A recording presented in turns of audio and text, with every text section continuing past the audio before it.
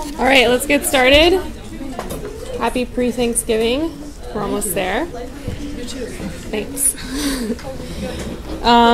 Okay, so on Monday, we finished talking about black body radiation. So we said that black body radiation is known, it's been characterized, so we know what the spectral intensity of black body radiation is. It's just given by this function here. And these values, h, c sub naught, and k sub b are constants. So for a given wavelength of interest and temperature, you can calculate the spectral intensity. Yeah, that's homework. Yeah. And we said it's diffuse, so independent of direction. So the spectral emissivity is just pi times the intensity. And then if we integrate over all of the wavelengths, it basically reduces down to this simple expression for the emissive power of a black body, sigma times t to the fourth, which we introduced when we initially talked about radiation. So this is kind of a review of how we got to that equation initially. And then we said we use black body radiation to compare it to emission from real surfaces. And so we can calculate the emission from real surfaces, E of t. So the emissive power is a function of temperature as just this property emissivity, which is a property of the surface, times the emissive power of a black body. And the emissivity is usually a property that is tabulated and we can look up in the book tables. And then we introduced kind of the more practical part of what we'll be doing with radiation, which is radiation exchange between surfaces. So how do we actually figure out how much of the radiation emitted from one arbitrary surface is actually intercepted by another surface that's just kind of an arbitrary length and orientation from the original surface. So that was what the setup for this problem looked like, which we got a little ways into. So we have this surface I, surface J, and then we look at just differential elements on that surface, dA sub I and dA sub J. They're oriented arbitrarily compared to each other, and they're separated by this distance r. And the surface normals, so the direction normal to the surface, n sub I and n sub J, form these angles with the line that separates the differential elements on the surfaces. So if you're looking at, basically if you move the differential surface around, so depending on where exactly on the larger surface you're looking at, these values of r, theta I, and theta j will change. So we said first we're going to just derive the radiation exchange for those differential surfaces and then integrate over the two surfaces to get the total radiation exchange between the two. So we recalled our definition of the spectral intensity, and then we kind of modified it for the specific problem that we're looking at here. So we said, okay, we want to know the total amount of radiation leaving surface I, so that's the emission plus the reflection. And then we're interested in the rate of radiation leaving I and moving to J. And then A sub 1, when we initially talked about spectral intensity, was the emitting surface. So in that case, this is I, since we're looking at radiation going from I to J. And then basically we said we are looking over all wavelengths, so our dependence on lambda is removed, and then therefore this is the total intensity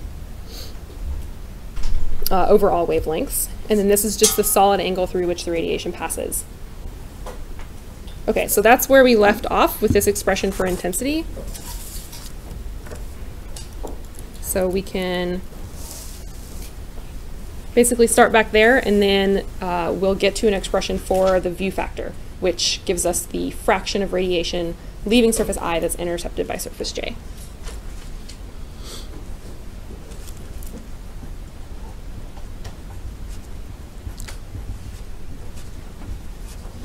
So we'll pick back up with radiation exchange between surfaces.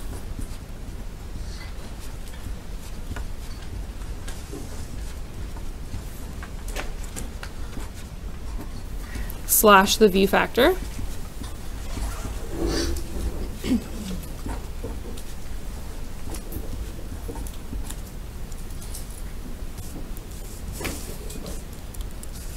And then let's rewrite our relevant equation.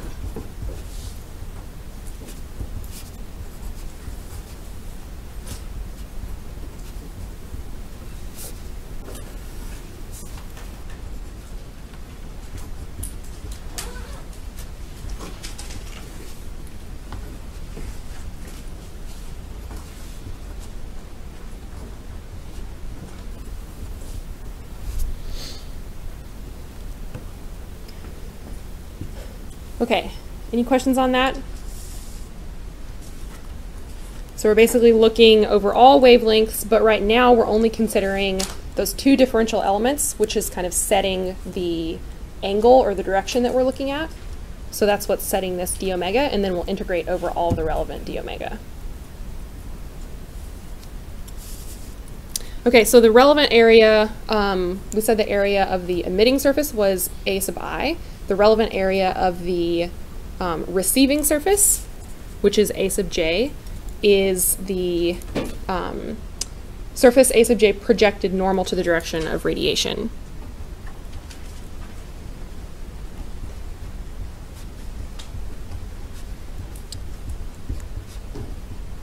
So the relevant area of the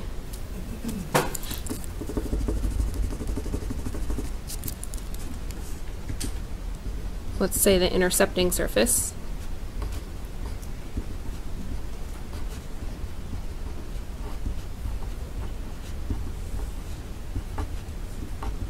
is this differential surface area, dA sub j,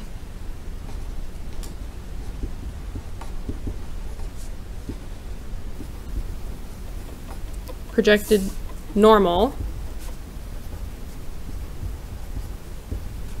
to the direction of radiation.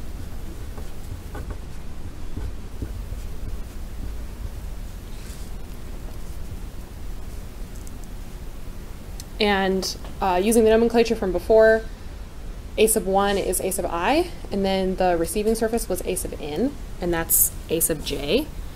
So here the receiving surface, dA sub n,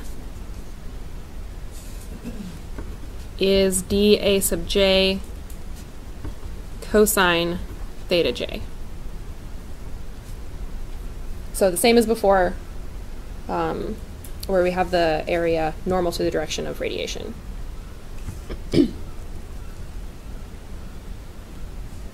And then if you remember the definition of the solid angle, it's the intercepting surface divided by the radius squared. So we can write that for this case. So now this solid angle is dA sub j cosine theta j divided by big R squared, where again R is the distance between the two differential surfaces.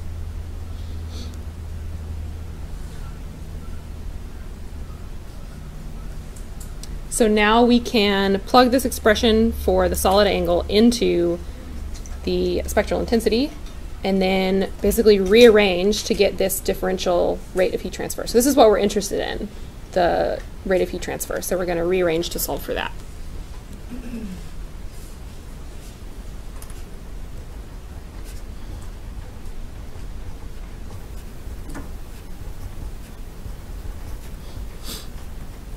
So now rearranging, we get dq I to j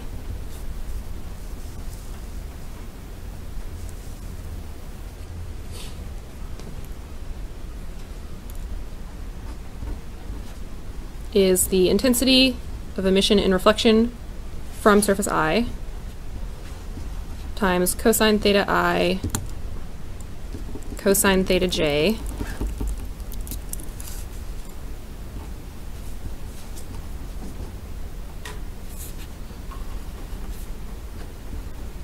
over R squared dA sub I dA sub j. And that's basically just from doing the algebra.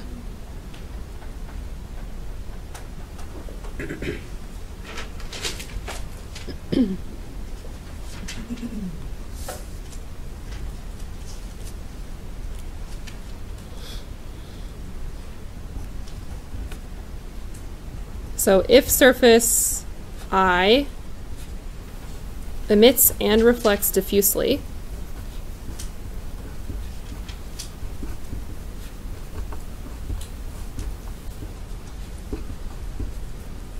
we have a simpler expression for the total intensity.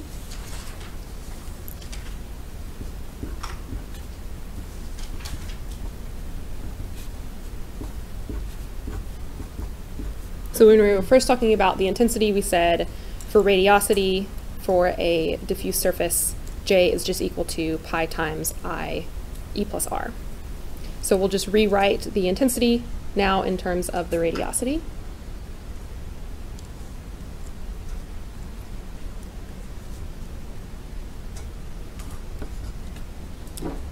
And then cast our expression for the heat transfer rate in terms of the radiosity. So now the radiosity of surface I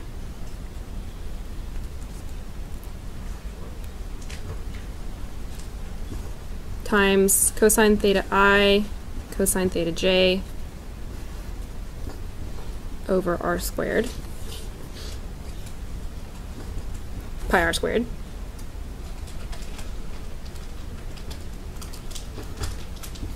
And then our differential areas.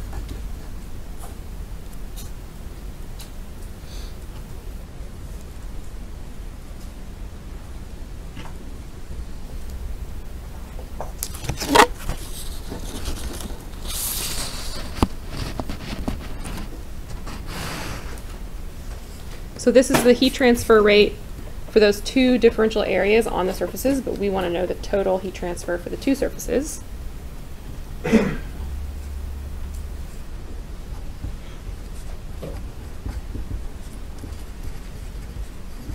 So to determine Q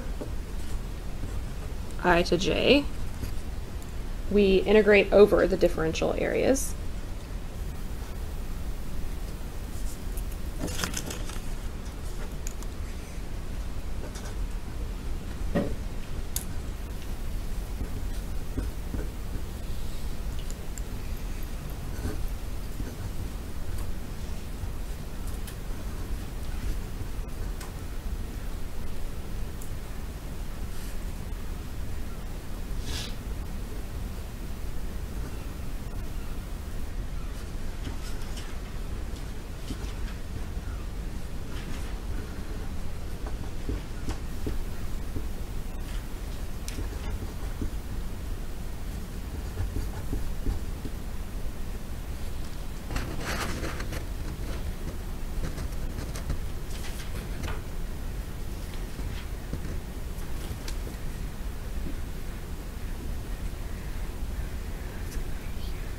So notice the radiosity is outside of the integration here. So that is inherently assuming that the radiosity is uniform.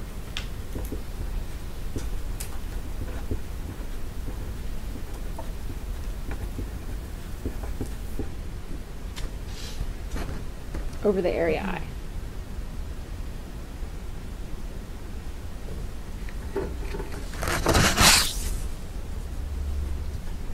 Okay, so we're gonna introduce the view factor now and kind of pull in the definition of the view factor into this equation. So we said the view factor is the fraction of radiation that leaves A sub I and is intercepted by A sub j. So it's dimensionless.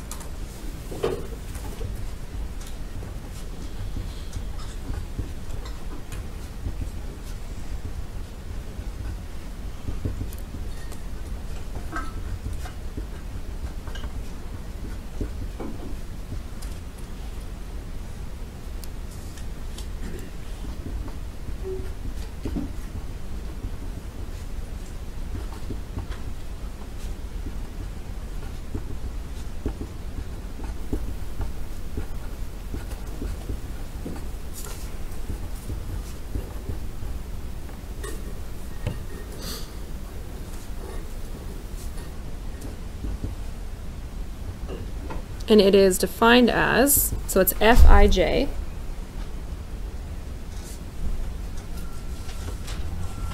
is the radiation from I to j divided by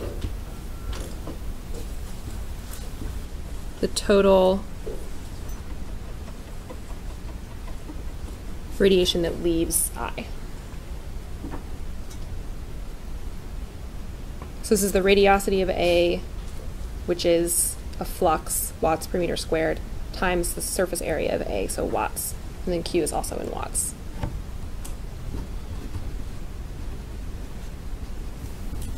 So this is dimensionless. So the notation here is Fij means the fraction leaving I that's intercepted by j, and later on we'll write down Fji, and that just is the fraction leaving j intercepted by I.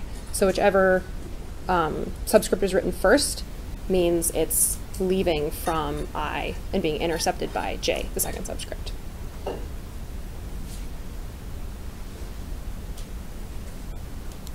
Okay, so now we can incorporate this definition of the view factor into our integral up here. So now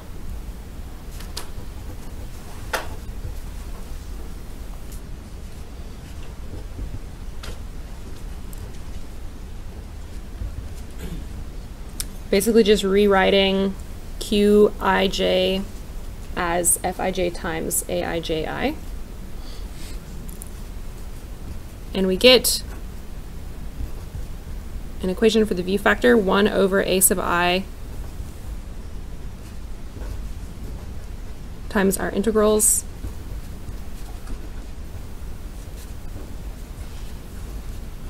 cosine theta I cosine theta j over pi r squared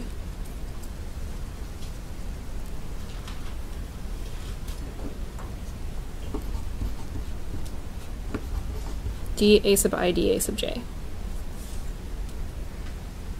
Okay, so that's our formal definition of the view factor.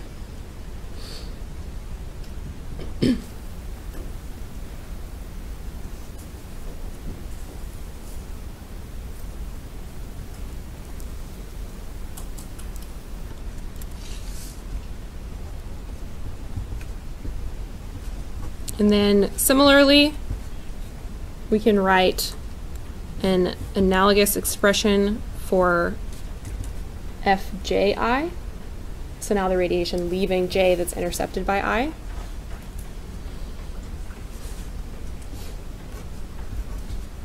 And that is just 1 over A sub j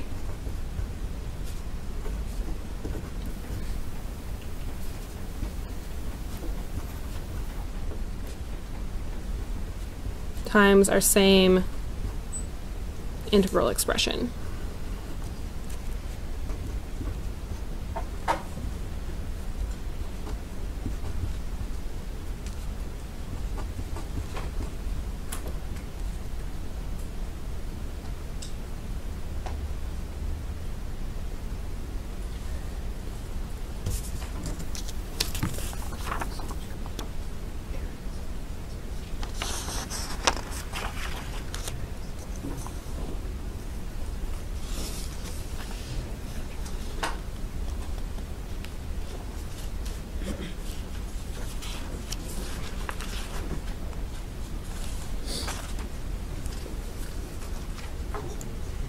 Okay, fortunately we don't usually have to evaluate the integral to calculate the view factor.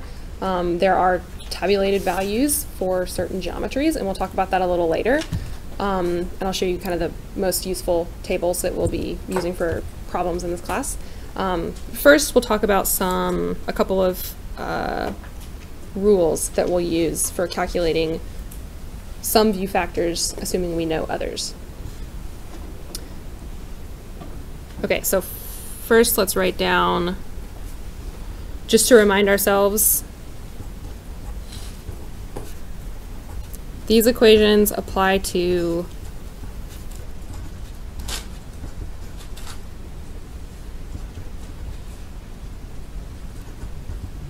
surfaces that are diffuse emitters and reflectors.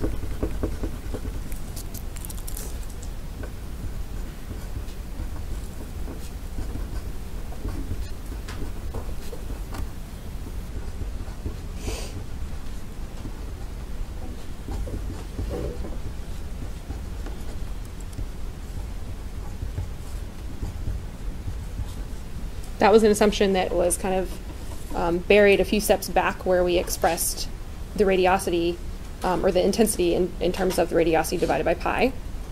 So that was where the diffuse assumption came in. And have uniform radiosity.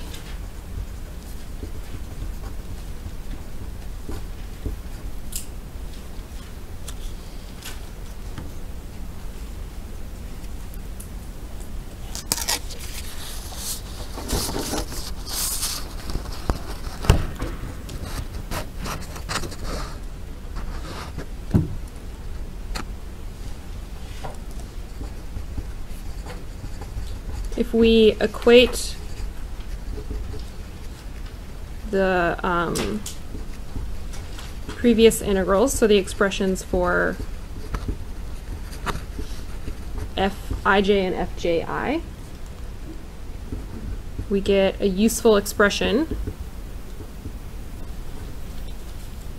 which is termed the reciprocity relation. Basically saying these are reciprocals. So AI times Fij is equal to AJ Fji. So typically you know the areas of the surfaces.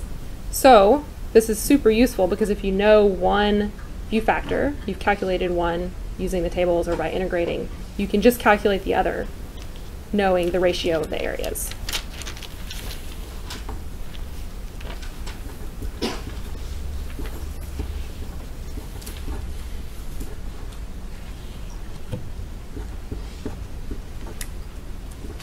This is the reciprocity relation.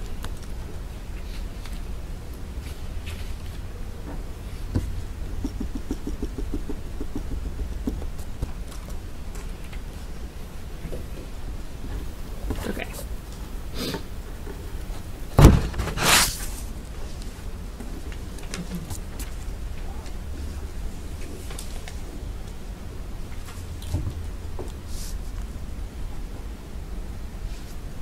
Another important view factor rule is the summation rule.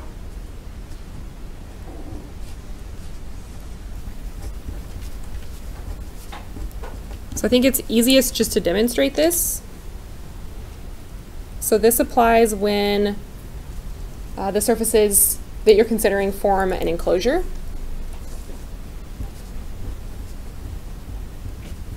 So we're just going to consider an enclosure with 3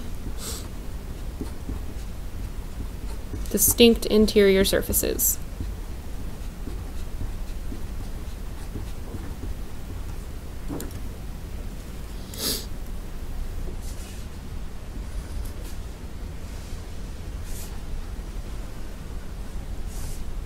We've got surface 1, 2, and 3. So N will denote the number of surfaces, so here capital N equals 3. And if you just think through this, the amount of radiation that leaves surface 1 and is intercepted by surface 1 is F11. The amount of radiation that leaves surface 1 and is intercepted by surface 2, F12. The amount of radiation that leaves 1 and is intercepted by 3, F13, has to equal 1.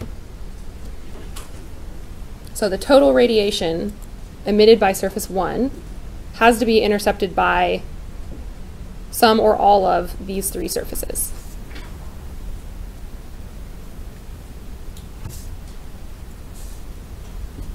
And you can write a similar thing for the other 2 surfaces.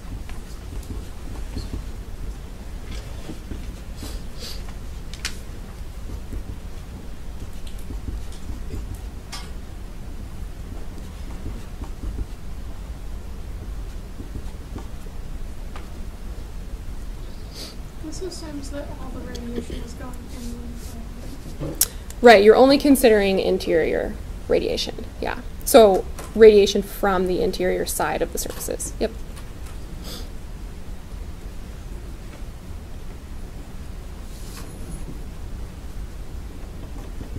So generalizing this for in surfaces,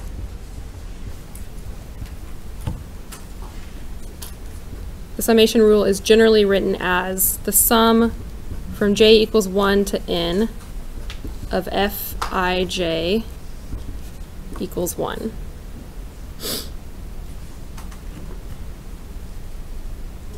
And just to make it extra clear, I'll write up here. This is for an enclosure.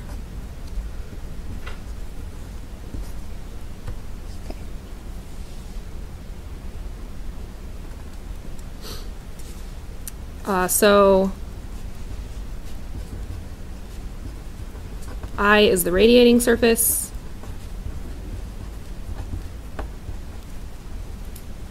and j equals 1 to n are the receiving surfaces.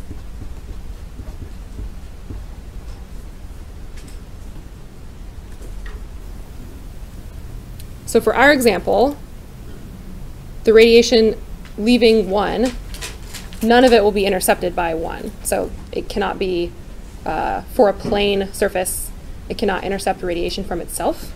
But if you have a concave surface, F11 or 22 or 33 will be non-zero. So the surface actually sees itself. So you can have some radiation emitted from a concave surface that is also received by that same surface.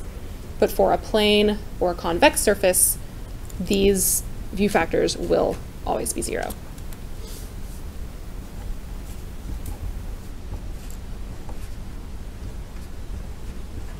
So for a concave surface,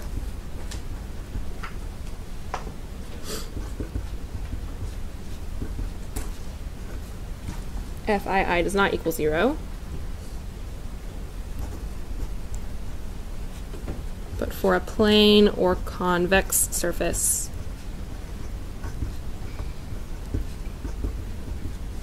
it does.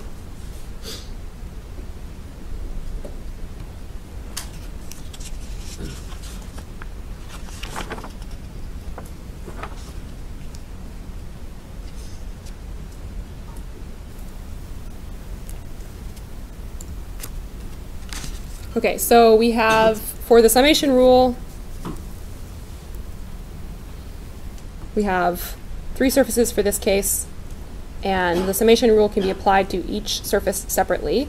But to fully describe all of the radiation exchange that's happening, you need n² view factors for an enclosure. So 9 for this case of n equals 3 surfaces.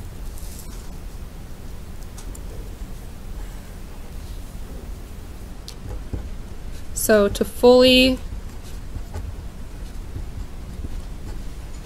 describe an enclosure or enclosure radiation exchange,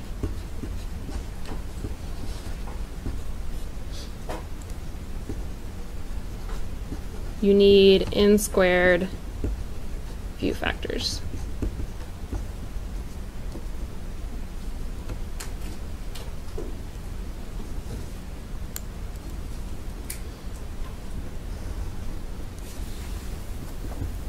And these are sometimes written in matrix form.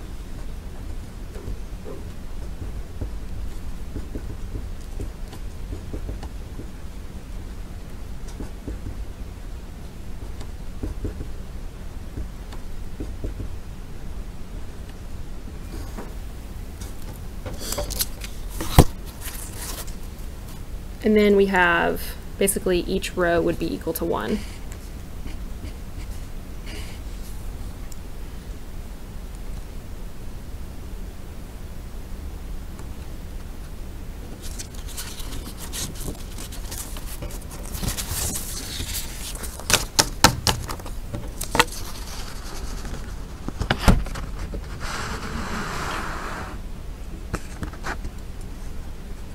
But fortunately, as we've kind of shown, you don't have to calculate all n squared of the v factors directly.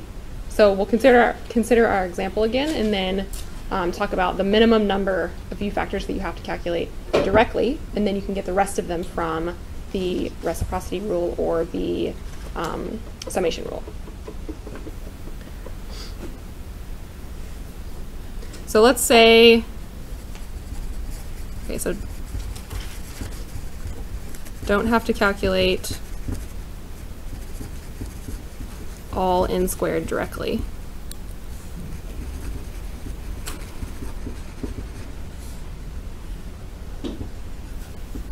Let's say we know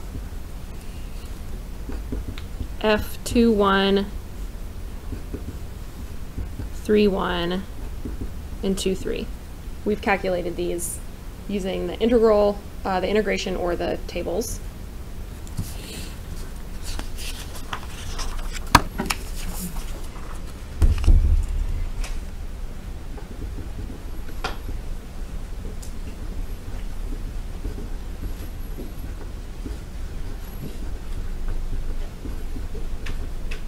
And then from the reciprocity relation,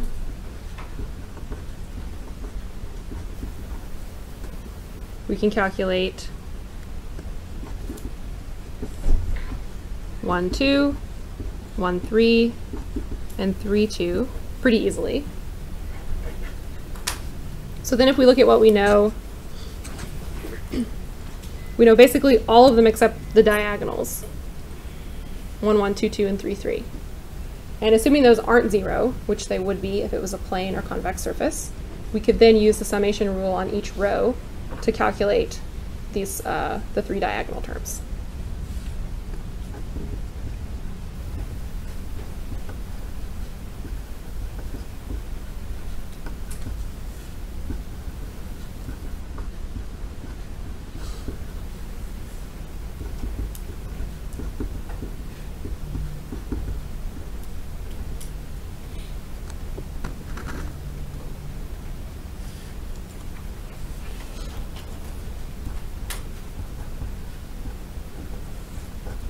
So in general, for n surfaces,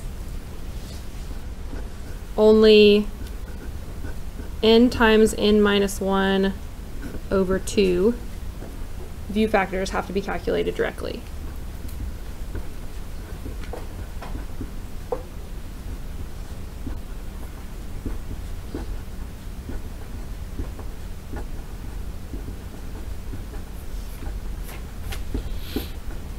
And also, it'll typically be easier because we'll be able to say that the diagonals are 0. But this only applies if you kind of intelligently choose which view factors you calculate. So if you calculated just the top row directly, you could get 2, 1, and 3, 1 from that, but you wouldn't have enough information to take advantage of the summation rule to calculate basically these remaining 4. So you can get away with only calculating this minimum number of view factors if you choose the right ones to calculate, such that you can take advantage of the other rules to calculate the rest of them.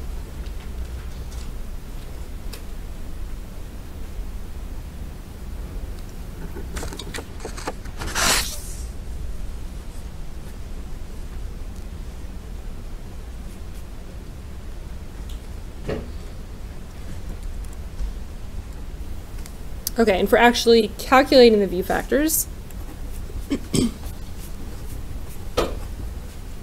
like we said, they can be calculated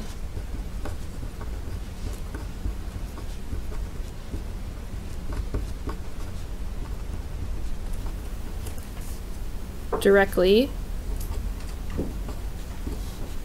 using the double integral expressions.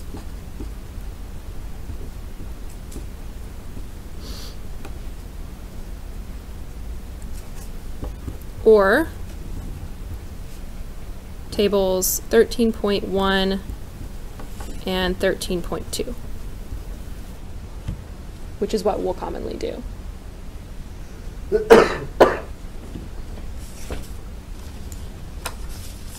So I'll post these tables on Canvas.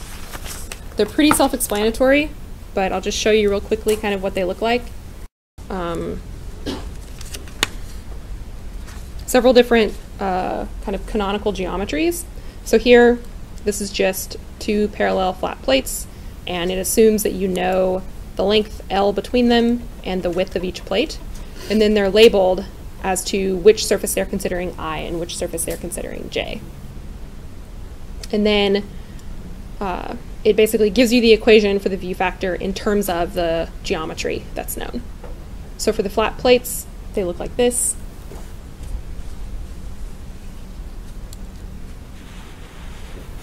And then for inclined plates, separated by an angle, alpha.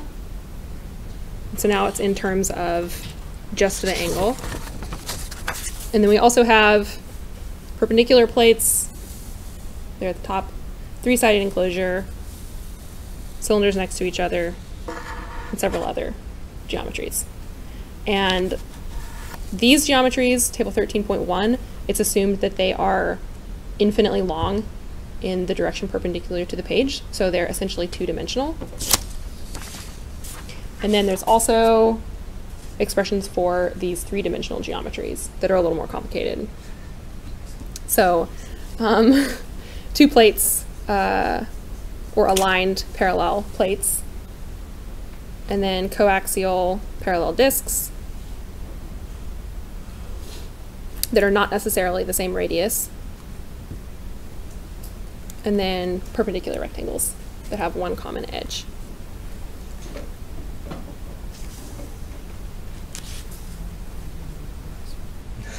Okay, so these give you the expressions for Fij, but again, you can calculate Fji just using the reciprocity rule if these are known.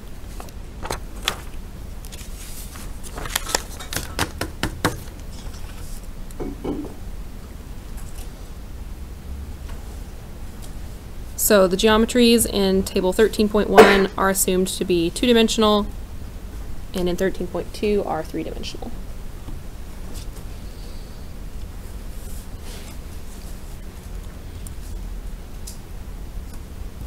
All right, last thing in our last few minutes. We're just going to talk about how to use these view factors to calculate the radiation exchange between two surfaces, assuming that they are black bodies. So we're just going to talk about black body radiation exchange.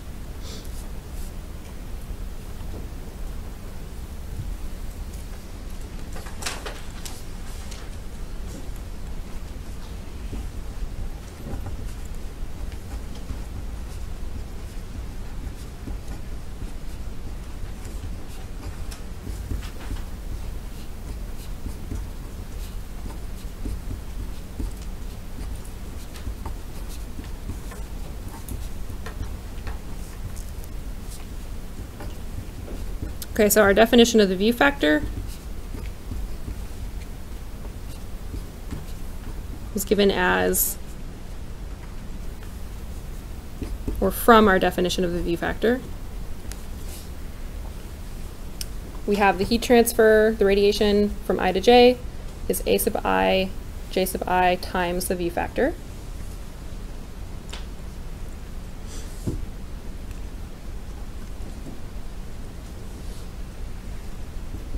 For a black body, there's no reflection. They absorb all incident radiation, so the radiosity, since there's no reflection, is just going to be equal to the emissive power. So radiosity is the total emissive, or the total power, the total radiation leaving a surface.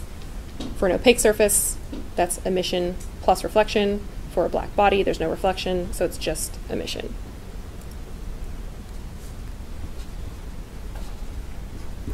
So the radiosity equals the emissive power of the black body surface I.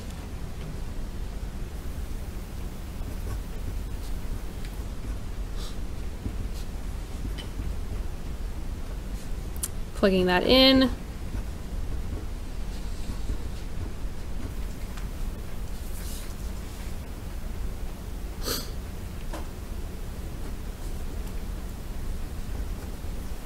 And then similarly, for the radiation from J to I, it's A sub J times the emissive power of J, the black body emissive power of J,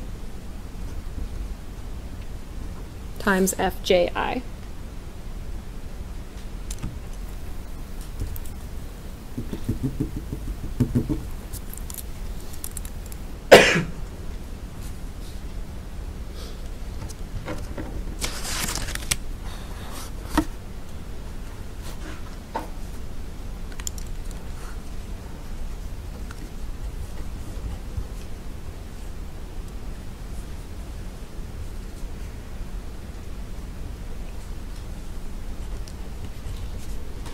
So the net radiation exchange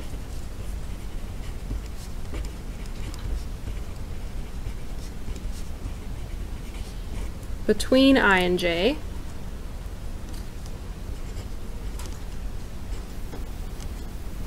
note the subtle change in nomenclature, so now it's just the net radiation exchange between I and J, so QIJ, no arrow,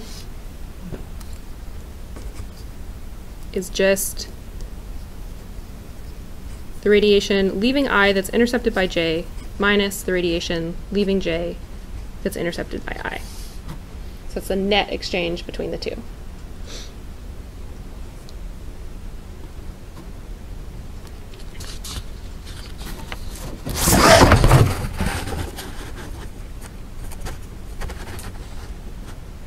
We can rewrite this in terms of our previous expressions. So now Qij is Ai, the emissive power of I times the view factor Ij, minus Aj, emissive power of J, view factor Ji. So just plugging these in here onto our into our net radiation exchange equation. Yeah. So that net radiation exchange equation, the sign on that is flipped depending on which surface you're looking at, right? Yeah. So this is saying basically the net radiation exchange On surface. from I, Yeah. like from I. So if it's positive, it's saying it's leaving I, and if it's negative, it's basically saying that the net radiation is coming from J. Yeah, cool. And we'll write that down in a minute. Yeah. Thanks. Okay.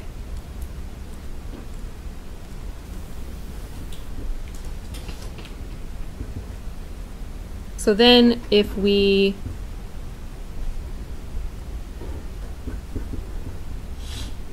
want to use the Stefan-Boltzmann law and plug in for the emissive power of a black body, sigma times the temperature to the fourth.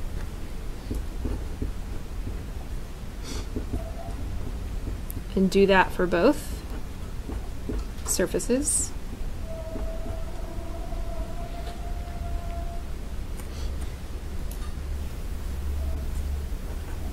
And then finally, if we invoke the reciprocity relation,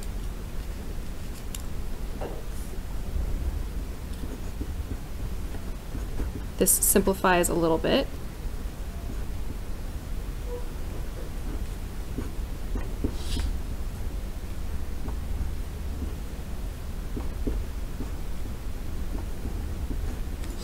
So AI Fij is equal to AJ Fji, so we can basically just factor that out. And we're just left with sigma times Ti to the fourth minus Tj to the fourth.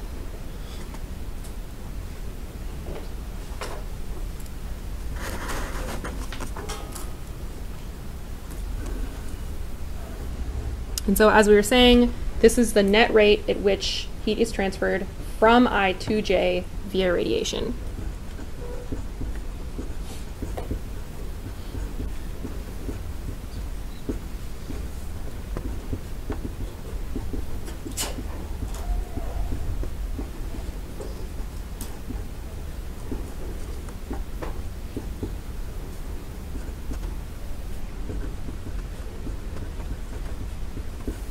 So we're kind of implicitly assuming the sign convention that it's from I to j. So if it's positive, we agree with that sign convention. If it's negative, that means the net flux is in the other direction, or the net rate is in the other direction.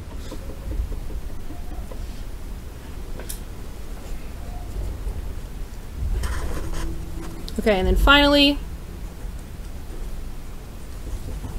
if we have an enclosure of black body surfaces,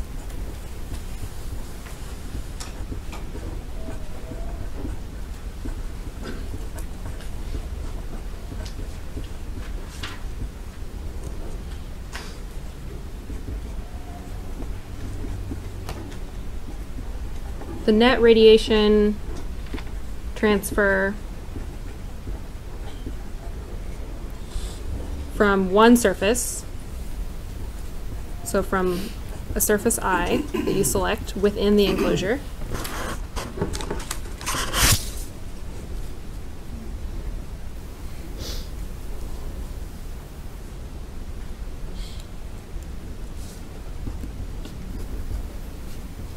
is the sum of its radiation exchange with all the surfaces in the enclosure.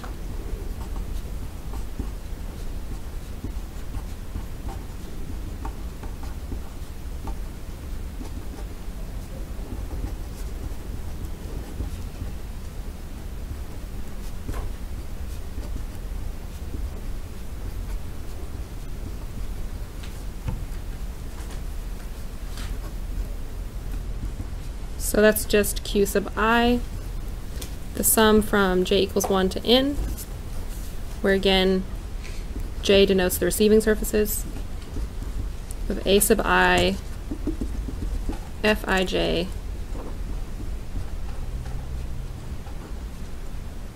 sigma times Ti to the fourth minus Tj to the fourth.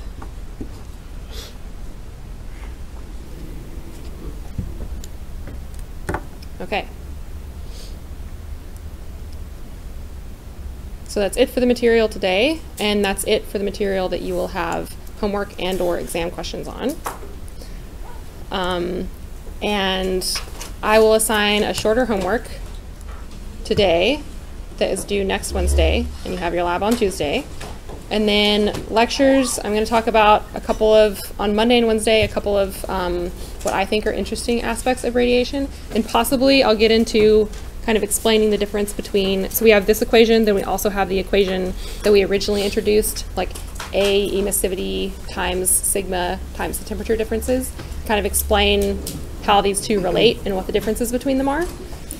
And then my plan for Tuesday is to do final exam review, doing recitation. Friday, probably practice problems, and we'll do the course evaluation.